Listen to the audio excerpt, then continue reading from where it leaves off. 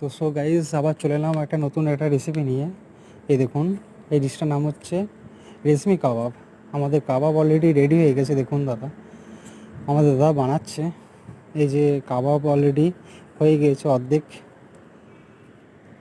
এবার লাগাচ্ছে egg white. Egg white লাগানোর পর আবার বাটিতে আরেকবার ডালা যাবে। ডালার পর ওটা ফিক্স যখন হয়ে যাবে তখন দেখুন এই ভিডিওটা।